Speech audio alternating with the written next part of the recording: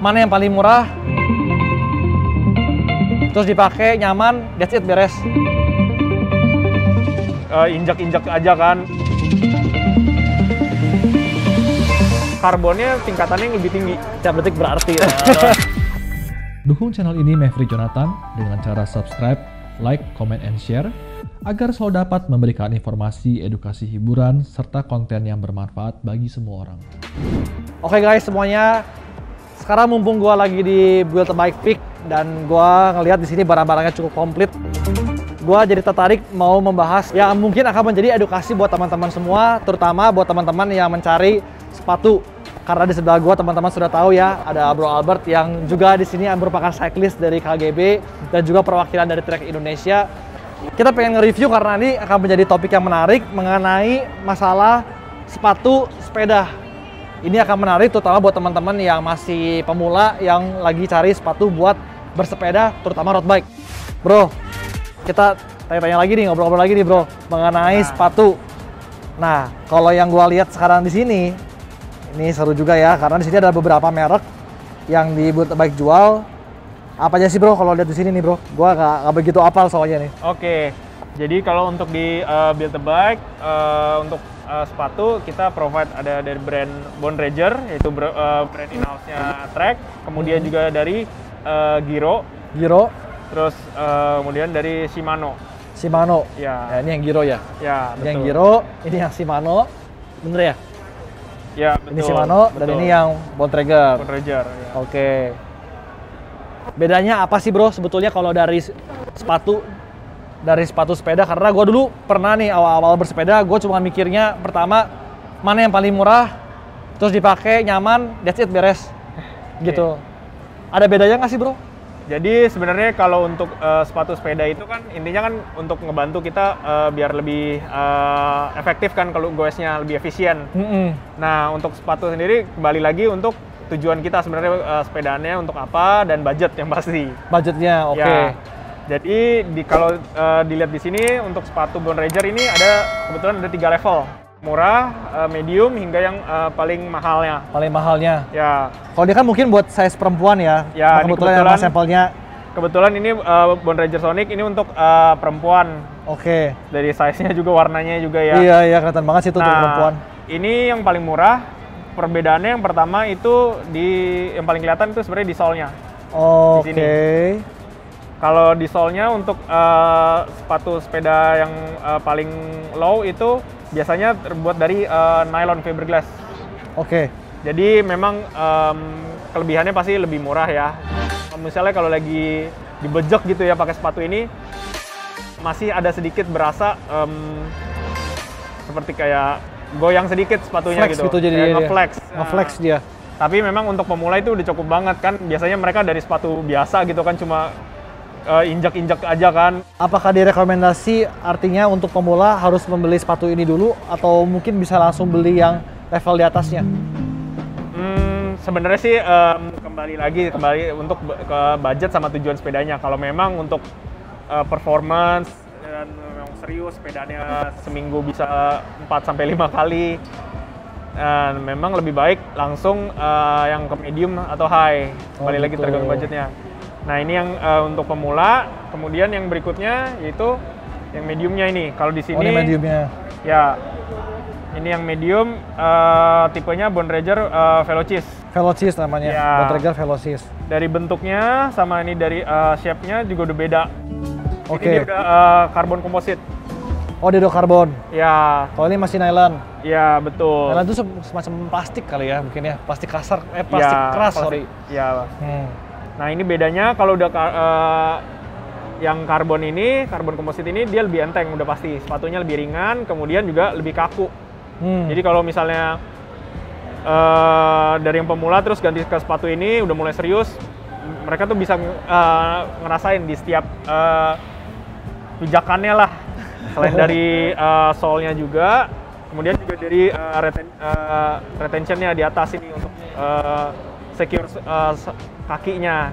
Oh, sebutnya dia retention-nya ya? Iya. Tipe boanya juga beda kan di sini, dia jadi lebih untuk nempel banget di kaki kayak gitu. Oh iya lo beda loh. Gue Iya. baru tahu loh asli. Gue kira semua bawah sama, ternyata beda ya. Beda. Yang murah sama yang mahal. Beda, Oh iya. gitu, baru Dia tahu. lebih secure. Kayak gitu. Ini yang masih mediumnya sebenarnya. Jadi bukan high lah. Harganya berapa sih bro kalau yang ini? Kalau Coba untuk kita lihat. Velocis ini sorry. Nggak ada harganya ya? Nggak dipasang. Ini sekitar di 2 jutaan. Ya, betul. Oh, berarti nggak beda jauh sama yang ini dong? Atau kebetulan ini karena warnanya berbeda atau Ini bagaimana? dua ke atas lah ya ini. Dua besar lah ya. Dua besar. Kalau ini kan 1,7 kalau Ya. untuk di plastisnya Betul. gitu. Nah ini. Kalau ini seri paling high-nya dari sepatu Bone Ranger, yaitu Bone Ranger Triple X. Oh gitu. Ya. Nah, yang bikin beda yang pertama ini sole-nya juga karbon, tapi dia dibikin karbonnya tingkatannya yang lebih tinggi. Oke. Sehingga dari level karbon itu bikin sepatu ini satu pasti lebih enteng, yang kedua jauh lebih kaku. Lebih stiff dia. Ya, jadi kalau di sini di sepatu ini sebenarnya ada tulisannya stiffness index. Oh, Jadi itu coba kita lihat ya, ini. Sorry. Di sini juga ada nih. Oh iya, sini juga ada. Ini sini 10 kalau yang ini, Bro. Ya, jadi kalau berdasarkan stiffness index dari Bone Ranger atau tingkatan kekakuannya, kalau yang sebelumnya medium itu di 10. Nah, kalau di Triple X itu 14. 14. Yang paling tingginya dari Bone Ranger. Oh, wih. Gitu. Berarti otomatis kalau mau ngebut-ngebutan pakai ini jauh lebih enak dong. Betul, jauh lebih enak. Bener-bener ringan, lebih responsif, lebih nyaman di kaki. Nah, dari sole-nya selain ini stiff-nya udah beda, kemudian upper-nya. Upper-nya juga kalau sebelumnya di bawahnya cuma 1, di sini 2. Atas Oh, bawah. iya beda ya. Ini pakai strap ya bawahnya. Iya, bawahnya strap. Bawahnya strap, kalau yang ini dua-duanya boa. Jadi untuk di kaki itu lebih secure lagi. Jadi tinggal ditekan, bener-bener nempel di kaki. Karena Tujuannya apa sih, Bro? Bedanya antara strap sama ini? ya selain Yang boa. pertama cost, yang kedua kalau untuk boa ini sekali klik itu beda banget. Jadi bener-bener nyamannya tuh nempelnya tuh bisa kita setting sampai seminimal mungkin gitu. Oke. Jadi kalau strap kan seret gitu kan. Iya, iya, iya. Nah, kalau iya. ini benar-benar kita tekan benar-benar jadi nggak bakalan terlalu kenceng, nggak bakalan terlalu pelan, bisa kita setting pas Bisa sesuai. di setting sesuai dengan kaki juga kali ya. Dia Iya. lebih meluk ke kaki lah kali ya. Iya, dan yang pasti juga lebih secure, jadi nggak bakalan goyang. Gitu. Kakinya lebih diem di dalam ini, jadi nggak apa. Kalau kita sepeda kan lagi pedaling, kalau Iya. goyang-goyang jadi habis tenaga juga kan. Iya, terutama buat ini kan memang untuk levelnya udah yang pro ya, jadi yang level paling tinggi, dengan performance yang ngejar setiap detik itu kan berarti banget gitu. Benar. Nah, Ini bedanya kalau atlet yang ngomong bedanya setiap detik berarti. Millisecond bahkan Iya, millisecond. Berarti harganya ini kurang lebih di sekitar 4. juta. Ya. 1 jutaan, 2 jutaan, langsung lompat teman-teman ke 4 juta. Iya. Nah, jadi buat yang baru, kalau gua lihat dari kesimpulan tadi Bro Albert ngomong, buat yang mau beli nih, kira-kira kembali ke budget lagi berarti ya? Ya, nomor 1 kan kita juga lihat dulu pertama cycling experience-nya udah seberapa lama, apakah memang baru mulai, masih newbie, baru dari sepatu biasa mau pindah ke sepatu clean road bike.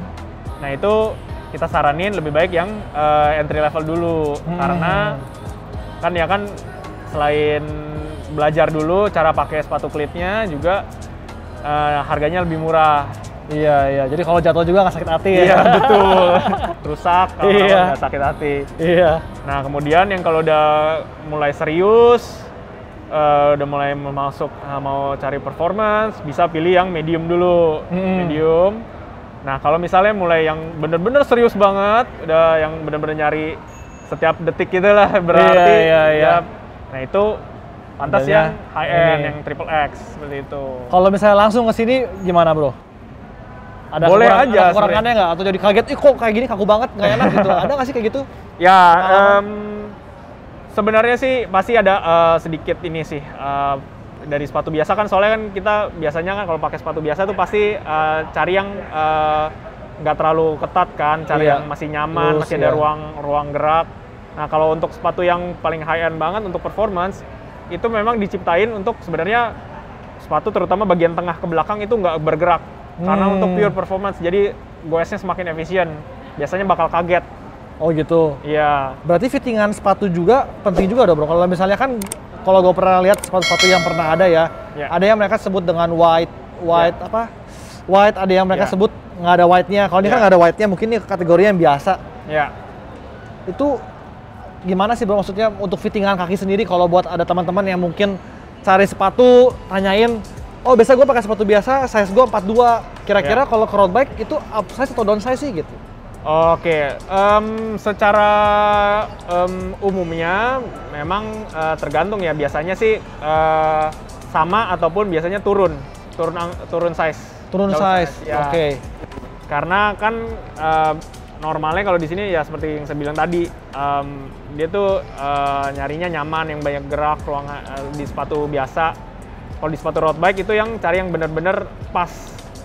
Ya, tapi pas tanpa sempit gitu, nggak bikin sempit. Oke. Kemudian kalau untuk cari tipe sepatu yang wide ataupun yang normal itu kembali lagi dari bentuk kakinya. Kalau memang bentuk kakinya lebar, biasa tipikal orang Asia tuh bukan mayoritas tapi kebanyakan lebar, kakinya lebar dan volumenya tinggi. Nah itu baru pakai sepatu yang ada wide-nya. Sepatu wide ya. Nah kalau untuk yang kakinya normal bentuknya, mungkin kalau di ukuran lebar sepatu tuh disebutnya D ke atas lah. Iya. Nah itu pakai yang biasa cukup. Kalau misalnya yang ini tipenya yang biasa berarti bukan yang white ya? Kalau di Bone Ranger ini kebetulan yang Triple X ini biasa, yang biasa. Yang biasa. Tapi memang dari Bone Ranger Triple X mereka juga yang terbaru ini mereka buat di bagian telapak kakinya yang bagian depan itu sedikit lebih lebar dibanding tipe-tipe yang sebelumnya, yang tahun lama. Karena mereka buat sehingga intinya yang penting selain yang di tengah ke belakang itu secure, tapi yang di sini tetap ada sedikit gerak. Biar nggak ya kesemutan atau nggak sempit banget gitu. Berarti bisa kaki yang wide, bisa kaki yang biasa, pakai sepatu ini juga bisa dong kalau ya, gitu? Betul. Yang penting sih sebenarnya kalau untuk cari sepatu sepeda, yang pertama coba dulu. Karena nggak setiap sepatu sepeda, tiap brand itu meskipun misalnya mereka ukurannya sama atau mungkin sampai sentimeternya sama, tapi bentuknya itu beda. Jadi kembali lagi sebenarnya sepatu itu cocok-cocokan juga. Iya. Oke. Gitu. Berarti yang tadi gua highlight mungkin dari obrolan dari Bro Albert adalah kalau cari sepatu sepeda jangan cari yang terlalu patokannya jadi kayak patokan sepatu biasa. Karena sepatu sepeda itu harus betul-betul pas. Di sini definisi pas tuh jangan sampai kesempitan tadi dibilang sampai sakit waktu dipakai. Jangan juga berlebihan sampai ada ruang gerak sehingga waktu bersepeda banyak power yang hilang gitu ya. Iya, betul. Nah, itu sangat menarik kalau buat gue pribadi. Kebetulan kemarin juga gue baru beli sepatu juga bro. Karena diracunin biasa sama si Andrew. Jadi kalau gue kemarin gue beli sepatu ya Bolt Traeger itu biasanya gue size 43. Kemarin gue coba size 43 sebetulnya oke. Masih ada jarak kurang lebih segini jaraknya. Tetapi gue iseng coba ke size yang gue sebetulnya jarang pakai. Gue coba ke size 42 dan surprisingly ternyata di 42 itu nyaman sekali guys. Jadi jaraknya itu cuma segini dari depan. Dan gue merasa kata tadi Bro Albert ngomong untuk tipe sepatu ini tuh sudah dikasih jarak ya tadi ya? Iya, dibikin lebih lebar di depannya. Makanya gue merasa biasanya gue sakit daerah sini dan waktu gue pakai ternyata tadi gue sepeda juga enak banget ternyata gitu. Jadi ya sebelum teman-teman mau beli sepatu pastikan teman-teman harus mencoba. Jangan teman-teman membeli online, tapi kan suka kayak gitu tuh bro. Beli online, itu size gue 43, ada jual murah, gue sikat aja. Waktu udah dipakai, kok kayak gini size-nya kok beda. Nah, jangan disamakan gitu guys. Gitu sih bro. Begitu. Terus apa gini bro kira-kira informasi, mungkin atau itu aja mungkin cukup mengenai sepatu untuk bersepeda. Tips-tips nih dari expertise Bro Albert gitu. Ya kalau paling perawatannya sih ya. Untuk sepatu ini pastiin nanti kalau misalnya udah dipakein cleat, pastiin cleatnya selalu dicek kekencangannya bautnya. Jadi jangan sampai kendor. Jadi amit-amit ntar kalau lagi gue copot itu jangan sampai. Serem banget. Begitu. Iya. Kalau misalnya nanti ini kan kebetulan untuk di sepatu Bone Ranger juga dia ada sol bagian belakangnya ini, yang karetnya ini bisa di replaceable. Oh gitu. Ya, jadi ini kan memang dibuat untuk bantu kalau misalnya kita lagi jalan. Iya, iya. Kayak misalnya udah selesai goes, mau jalan sedikit kan ke mobil atau ngopi dulu. Nah ini bisa diganti. Kalau misalnya udah gitu. rusak bisa diganti. Karena ntar kalau udah habis kan licin. Iya, benar. Gitu. Depannya bisa nggak bro kalau depannya? Kalau depannya nggak bisa. Depannya nggak bisa, udah hangnya aja berarti bisa diganti ya? Iya, karena ini kan yang paling kena ke tanah. Oke bro. Gampang rusak. Siap. Gitu. Wah, itulah kelebihan dari kalau membeli sepatu dari Bro Integra. Iya. Dan juga gue mau namain dikit mengenai tadi mungkin Bro Albert ada ngomong masalah klit. Iya. Teman-teman buat yang pemula harus tahu juga bahwa klit itu 3 macam. Ya kan, ada yang gampang dilepas, ada yang tengah, ada yang sulit dilepas. Iya. Buat teman-teman yang baru bersepeda, gue saranin yang gampang dilepas. Biasanya kalau merek look ya biasanya ya. Ya, Look tuh warna merah ya, masalah yang gampang dilepas ya. yang paling gampang merah. Merah kan ya? Iya. Terus yang ke tengah tuh abu-abu ya. Iya, betul. Yang paling stiff atau yang paling keras itu yang hitam. Iya. Jadi ya tentukan pilihan teman-teman dari membeli sepatu yang mana, apa yang tadi harga satuan, 2an atau 4an, dan juga klit. Dan tadi saran dari Bro Albert adalah pastikan saat memasang klit dengan aman, dan setiap bersepeda selalu cek klitnya apakah sudah usia atau ada baut-baut yang kendor. Iya. Paling itu aja Bro Albert. Ya. Thank you lagi Bro Albert. Thank you. Atas sharing tentang sepatu ini. Mudah-mudahan video kita ini bisa bermanfaat buat teman-teman semua, terutama yang mau mulai nih untuk bersepeda. Nah, paling itu aja untuk video gua kali ini mengenai sepatu bersepeda. Teman-teman jangan lupa untuk follow Instagram dari Trek, yaitu Trek Bikes Indo ya. Ya, betul. Dan juga Instagram Build a Bike, buildabike.id atau _id ya? Buildabike_id. Buildabike_id. Ya. Dan juga teman-teman jangan lupa untuk subscribe channel gua, klik like, komentar, dan juga klik tombol loncengnya agar terus mendapatkan video-video yang seru berikutnya. Paling itu aja untuk video kali ini. Thank you Bro Albert sudah sharing. Thank you. See you guys on the next video. Bye-bye. Thank you.